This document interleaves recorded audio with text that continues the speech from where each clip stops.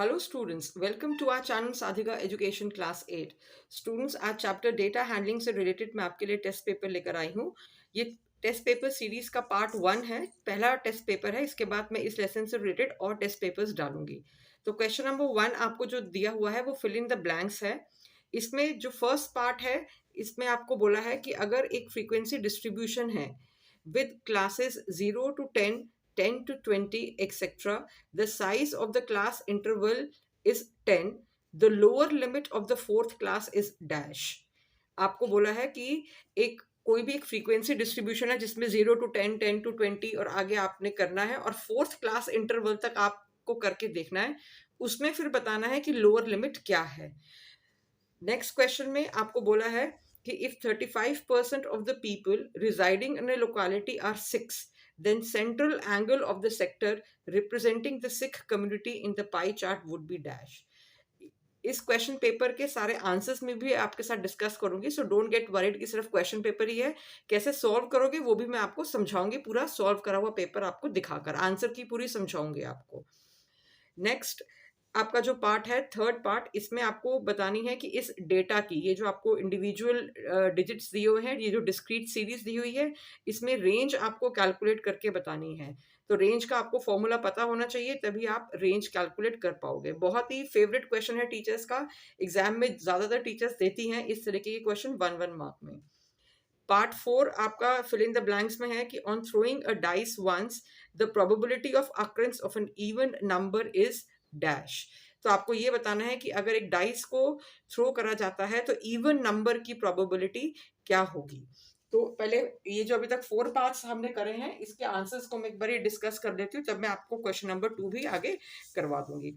तो question number 1 में उसने आपको बोला है कि आपको फ्रीक्वेंसी डिस्ट्रीब्यूशन जो दी है वो 0 to 10, 10 to 20, उसके बाद आपको फोर्थ क्लास तक जाना है। दैट मीन्स आपके पास है 0 to 10, 10 to 20, 20 to 30, 30 to 40, ये आपकी 4 क्लासेस हो गई। और 4 क्लासेस में आपको बताना है कि लोअर लिमिट क्या है। तो ये लोअर लिमिट होती है और ये वाली साइड अपर लिमिट होती है। तो इसमें इसका आंसर 30 होगा।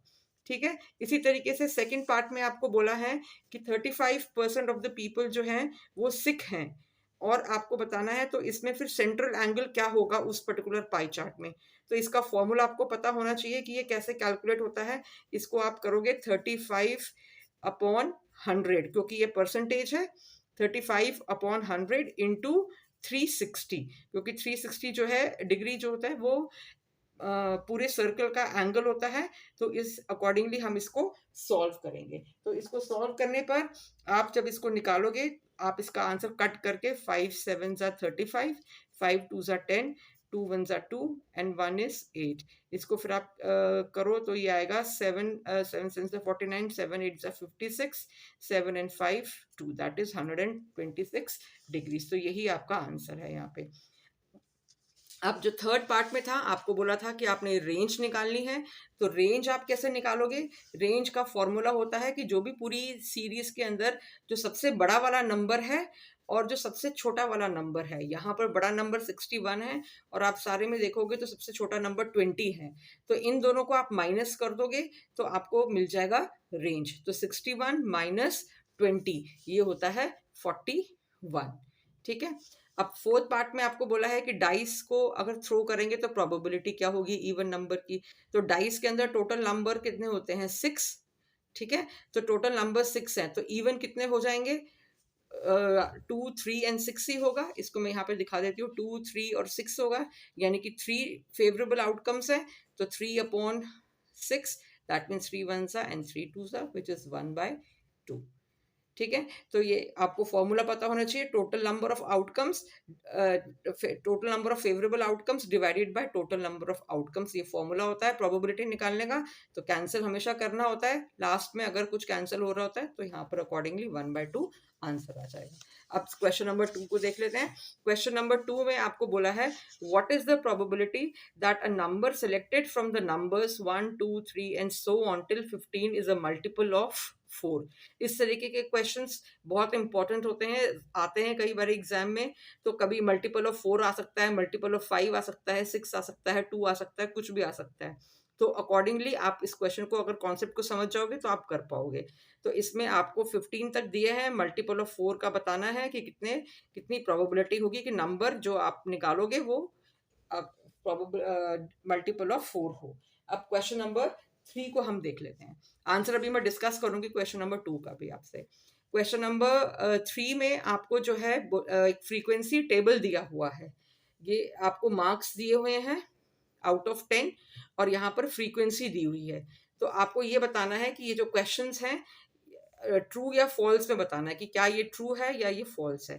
तो जो ऊपर वाला कॉलम है that is marks obtained out of 10 और कितने बच्चों के मार्क्स आए 4, वो 5 थे। 5 कितनों के आए 10 थे। 7 कितनों के आए वो 8 बच्चे थे। 8 मार्क्स जो है वो 6 बच्चों के आए। 9 मार्क्स 12 बच्चों के आए और 10 मार्क्स 9 बच्चों के आए। तो 10 मार्क्स मैक्सिमम मार्क्स था और जो बच्चे जिन बच्चों के 10 आउट ऑफ 10 आए वो 9 थे। तो अकॉर्डिंगली हमें यहाँ पर क्वेश्चंस दिए हुए हैं। हमें ये बताना है कि क्या 9 स्टूडेंट्स गॉट फुल मार्क्स, ये ट्रू है या फॉल्स है। Frequency of less than 8 marks जो है वो क्या 29 है, ट्रू है या फॉल्स है।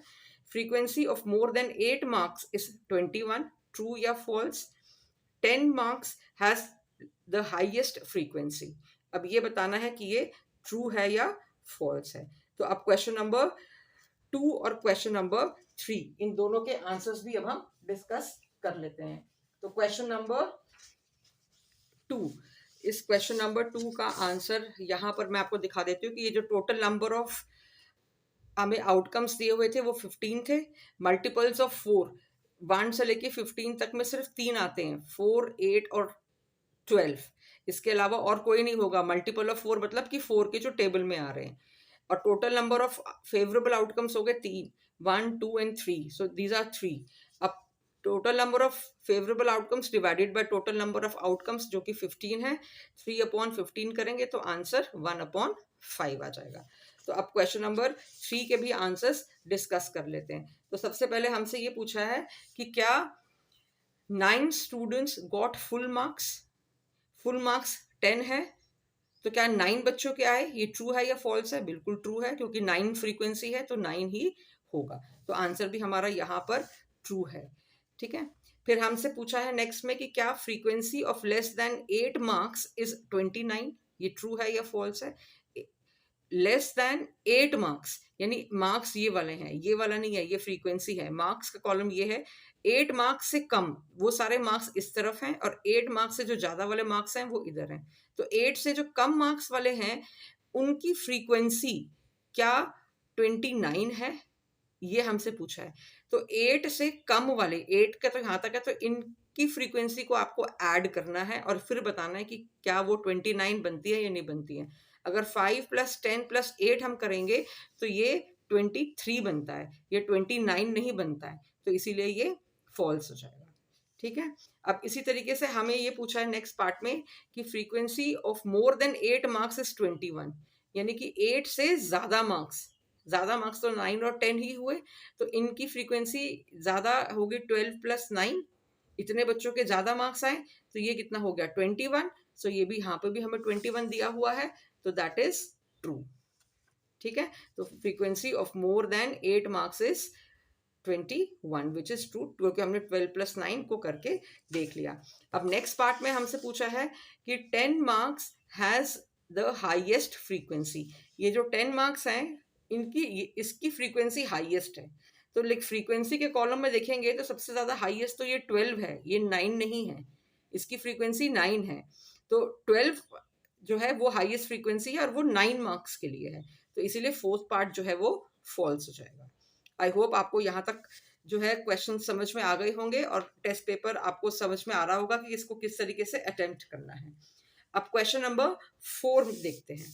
क्वेश्चन नंबर 4 में आपको पाई चार्ट दिया हुआ है और इसमें आपको बोला है कि जो अकॉर्डिंगली क्वेश्चंस आपको दिए हुए हैं वो बताने हैं, उनको सॉल्व करके बताना है। Following is a pie chart showing the amount spent in rupees and thousands by a company on various modes of advertising for a product. ये एक पाई चार्ट है जो कि अमाउंट दिखा रहा है, ये थाउजेंड्स में है, 39,000, 14,000, 15,000, 9,000 एंड सो ऑन, जो कि कंपनी ने पैसे स्पेंड करे हैं एडवर्टाइजिंग के लिए। और advertising on these different modes, television advertisement के लिए जो है नंबर 1 40,000 स्पेंड करे, न्यूज़पेपर के लिए 42,000 करे, थर्ड है हमारा मैगजीन में 23,000 करे, एंड सो ऑन। तो इस तरीके से कंपनी ने स्पेंड करा है। तो अब जो क्वेश्चंस कंपनी ने आगे हमसे पूछे हैं, या जो क्वेश्चंस हमें दिए गए हैं, वो ये है कि ये बताइए कि एक सेकेंड, क्वेश्चन नंबर 4 ये। Now question number 4, which type of media advertising is the greatest amount of the total? सबसे ज्यादा एडवर्टाइजिंग, मीडिया एडवर्टाइजिंग किस के ऊपर करी गई? इसमें सबसे ज्यादा मीडिया एडवर्टाइजिंग किसके ऊपर सबसे ज्यादा पैसा खर्च करा गया? तो अगर हम सबसे ज्यादा पैसा जो है वो यहाँ रेड में दिखाया हुआ है मैंने, तो ये 42 इन थाउजेंड्स में है। तो 42,000 किस पे स्पेंड करा गया? ये नंबर 2 वाला है, दैट मीन्स न्यूज़पेपर में। ठीक है, तो इसका आंसर ये होगा। इसको आप प्रॉपरली ऐसे लिख के दिखाओगे, 42,000 is the greatest amount in the chart, so the greatest amount of total spent is on newspaper. अब second question हमें बोला है which media advertising is the least amount of the total? सबसे कम पैसे किसमें खर्च करे गए? अब यहाँ इस चार्ट में देखेंगे तो 7 जो है वो सबसे कम है, तो 7 जो है नंबर 4, दैट मीन्स रेडियो के लिए सबसे कम खर्च करे गए। तो यहाँ पर हम ये लिखेंगे 7,000 is the least amount in the chart, so the least amount of the total is spent in radio. Now question number 3. अब क्वेश्चन नंबर 3 जो है इस पाई चार्ट से रिलेटेड, उसमें हमसे बोला गया है what is the percent of the total advertising amount spent on direct mail campaigns. Direct mail जो कंपेन करी गई उसके ऊपर कितना पैसा खर्च करा गया है, उसका परसेंटेज बताने हैं। पैसे तो हमें दिए हुए हैं, परसेंटेज बताना है कि टोटल एडवर्टाइजिंग जो पैसा खर्च करा गया उसका परसेंटेज, कितना परसेंटेज ऑफ द टोटल जो है वो डायरेक्ट मेल पे खर्च करा गया। तो डायरेक्ट मेल जो है यहाँ पे है नंबर 6 पे, तो नंबर 6 पे 39,000 खर्च करे गए हैं। तो ये 39,000 जो है ये इस पूरे एडवर्टाइजिंग के खर्चे का कितना परसेंट है, हमें वो कैलकुलेट करना है। तो जब आपने पाई चार्ट बनाए थे तो एक पर्टिकुलर कंपोनेंट का अगर परसेंटेज हमें कैलकुलेट करना होता था तो हम बाकी सबको टोटल करके इसके साथ उसको डिवाइड करते थे और फिर 100 के साथ मल्टीप्लाई करते थे तो परसेंटेज आता था, वो फॉर्मूला था। मैंने अपनी डेटा हैंडलिंग में पाई चार्ट कैसे बनाते हैं वो वाली वीडियोस में पूरा आपको स्टेप बाय स्टेप वो लिखवाया हुआ है, आप मेरी वो वाली वीडियोस जरूर जाके देख लेना। उसमें पूरा समझाया कि किस तरीके से पाई चार्ट बनते हैं, कौन से स्टेप्स होते हैं। मैंने पूरे वो स्टेप्स लिख कर आपको दिखाए और एक एक स्टेप के साथ ड्रॉ भी करके दिखाया है और फॉर्मूला भी दिया है साथ में। बहुत ही यूजफुल वीडियो होगी, उसको जरूर आप देख लीजिएगा। अगर टोटल अमाउंट को अगर हम पूरा प्लस करेंगे, ये जितने भी हमें ये चार्ट में दिए हुए हैं, ये 40, 42, 23, इन सबको अगर हम प्लस करेंगे तो ये हमें 200 मिल जाएगा। और हमें डायरेक्ट मेल का परसेंटेज पूछा है विच इज 39, तो हम यहाँ पे 39 डिवाइडेड बाय 200 इंटू 100 करेंगे क्योंकि परसेंटेज कैलकुलेट करनी है विच इज 19.5। ठीक है, तो ये थर्ड पार्ट हमने आंसर कर दिया इस पर्टिकुलर क्वेश्चन से रिलेटेड। अब इसमें नेक्स्ट जो हमसे वो क्वेश्चन पूछ रहा है कि what is the percent of advertising amount spend on newspaper and magazine advertising. Total amount newspaper में और मैगजीन अगर मैं दोनों को प्लस करके मुझे निकालना है कि टोटल कितना परसेंटेज है जो मैंने न्यूज़पेपर और मैगजीन में पूरा खर्च कर दिया कंपनी ने, तो वो पैसे कितने हुए, वो परसेंटेज कितना हुआ। तो पैसे तो हमें यहाँ दिए हुए हैं, तो यहाँ पर जो है वो न्यूज़पेपर के लिए तो हमें बताया हुआ है कि 40,000 है और मैगजीन के लिए बताया हुआ है 42,000 है। तो ये दोनों इतने इतने ये पैसे यहाँ पर हमें दिए हुए हैं। तो टोटल जो है वो 200,000 है, ये हमने इसी क्वेश्चन में कैलकुलेट कर लिया था, ये पूरे का टोटल अमाउंट। उसके बाद कंबाइन करके दैट मीन्स 42 प्लस 23, इनको जब हमने कंबाइन करा मैगजीन का और न्यूज़पेपर का, तो इसको हमने प्लस करा तो दैट इज 65,000। अब 65,000 डिवाइडेड बाय ये जो टोटल है इसको 200 के साथ करा, मल्टीप्लाई बाय 100 क्योंकि परसेंटेज कर रहे हैं, विच इज 32.5%। ठीक है, अब now let's come to question number 5। अब क्वेश्चन नंबर 5 में भी आपको प्रोबेबिलिटी से रिलेटेड क्वेश्चन है। इससे पहले कि मैं आपको ये क्वेश्चन समझाऊं और आगे का टेस्ट पेपर दिखाऊं, मैं आपको ये बताना चाहती हूँ कि आप टेलीग्राम ग्रुप मेरा ज़रूर ज्वाइन करिए। वहाँ मैं ऐसे और एक्स्ट्रा क्वेश्चंस देती रहती हूँ, नोट्स भी देती रहती हूँ। लिंक इसकी डिस्क्रिप्शन में है और आपके लिए बहुत यूज़फुल रहेगा। आप अगर उसको जॉइन करेंगे, लेटेस्ट अपडेट्स भी आपको, इवन बोर्ड्स से रिलेटेड सीबीएसई में जो अभी लेटेस्ट पैटर्न्स आ रहे हैं, उनसे रिलेटेड भी मैं इन्फॉर्मेशन उसमें देती रहती हूँ। तो आप प्लीज़ उस ग्रुप को भी ज़रूर जॉइन करिएगा। All right, now question number 5। Question number 5 में हमें बोला है, from a well shuffled deck of 52 cards, one card is drawn at random. Find the probability that it is a red card. Second में आपको बोला है कि that it is a jack of black colour, और third ने पूछा है it's a face card.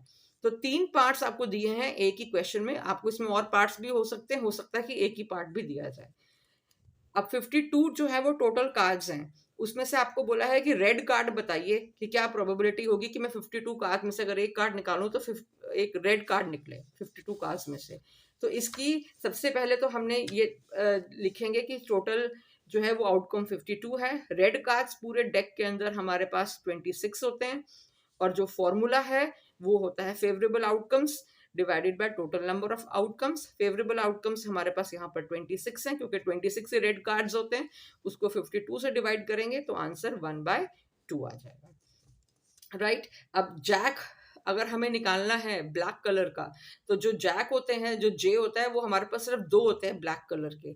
एक तो ऐसा क्लब वाला होता है जिसमें ऐसे ये कुछ इस तरीके का ये बना होता है, और एक ये वाला स्पेड होता है कुछ इस तरीके से। ड्राइंग मेरी इतनी अच्छी नहीं है। ये दोनों ये ब्लैक कलर के होते हैं, ठीक है। तो जैक 2 ही होंगे, तो इसीलिए हमारा जो फॉर्मूले के अकॉर्डिंगली हम ये इसमें लिखेंगे नंबर ऑफ फेवरेबल आउटकम्स हमारे पास 2 हैं, टोटल नंबर 52। कैंसिल आउट करेंगे तो 1/26 कैंसिल करना जरूरी होता है, नहीं तो मार्क्स आपके कट जाएंगे। ठीक है, अब क्वेश्चन नंबर 6। क्वेश्चन नंबर 6 में आपको एक पाई चार्ट बोला गया है कि आपको वो ड्रॉ करना है, और एक्सपेंडिचर आपको दिया हुआ है और आइटम्स आपको दी हुई हैं। अगर आपको बच्चों इसी तरीके के क्वेश्चन पेपर्स अगर और चाहिए, आपको अपनी पर्टिकुलर नीड के हिसाब से या पर्टिकुलर टॉपिक के हिसाब से, अगर सपोज आपको सिर्फ प्रोबेबिलिटी का चाहिए या सिर्फ पाई चार्ट से रिलेटेड चाहिए, तो उसके लिए भी आप मुझे मैसेज कर सकते हैं, व्हाट्सअप कर सकते हैं। फ़ोन नंबर मेरा डिस्क्रिप्शन में है। तो आपकी नीड के अकॉर्डिंगली भी हम आपको क्वेश्चन पेपर्स, जितने भी आप क्वेश्चन पेपर्स चाहेंगे, वो आपको व्हाट्सअप करके सेंड कर सकते हैं। But those are paid question papers, उसके लिए आपको फीस, मिनिमम अमाउंट की एक पर्टिकुलर फीस है, वो आपको देनी पड़ेगी। तो आप व्हाट्सअप करके मैसेज कर लीजिए, and my team will get in touch with you अगर आपको कोई पर्टिकुलर क्वेश्चन पेपर्स भी चाहिए तो। ठीक है, अब ये क्वेश्चन नंबर 6 में, क्वेश्चन नंबर 6 में आपको ये बोला हुआ है कि आपको पाई चार्ट बनाना है। तो पाई चार्ट के लिए सबसे पहले हम यहाँ पर जो है सेंट्रल एंगल निकालते हैं। तो सेंट्रल एंगल हम जो पर्टिकुलर अमाउंट है वो, और इसका पर्टिकुलर टोटल, पूरा सबका टोटल करते हैं। इसका पूरा करोगे तो आपको मिलेगा 10,000। तो 4,000 डिवाइड 10,000 इंटू 360, क्योंकि पाई का जो सर्कल का एंगल होता है दैट इज 360। कैंसिल करेंगे तो 144। सबके हमने ऐसे एंगल्स निकाल लिए, तो ये हमारा बन गया, पूरा का पूरा एंगल निकल गया। और फिर हमने जो है इसको इस तरीके से पूरा एक पाई चार्ट भी बना लिया। ठीक है, और ये आई थिंक क्वेश्चन नंबर 5 का ये थर्ड पार्ट रह गया था, ये भी मैं आपको डिस्कस कर देती हूँ कि जो फेस कार्ड होते हैं वो हमारे पास 3 होते हैं, जैक, क्वीन और किंग। और टोटल फेस कार्ड हो गए 12, क्योंकि 3 है और 4 होते हैं, तो 3 4 12 हो गया। और number of favourable outcomes divided by total number of outcomes 12 हो गए, तो 12/52। और कैंसिल करेंगे तो 3/13 हो जाएगा। आई होप वीडियो आपके लिए यूजफुल रही होगी। चैनल को ज़रूर सब्सक्राइब करिए, वीडियो को लाइक करिए, शेयर करिए, और कमेंट करके ज़रूर बताइए कि आपको मेरी आने वाली वीडियोस में कौन से लेसन्स के क्वेश्चन पेपर्स चाहिए, या किसी पर्टिकुलर टॉपिक के क्वेश्चन पेपर्स चाहिए। और पेड के लिए भी आप मेरे से व्हाट्सएप पे कॉन्टैक्ट कर सकते हैं। बाकी यूट्यूब पे तो हम फ्री क्वेश्चन पेपर्स डाल ही रहे हैं बच्चों के लिए। Thank you so much for watching.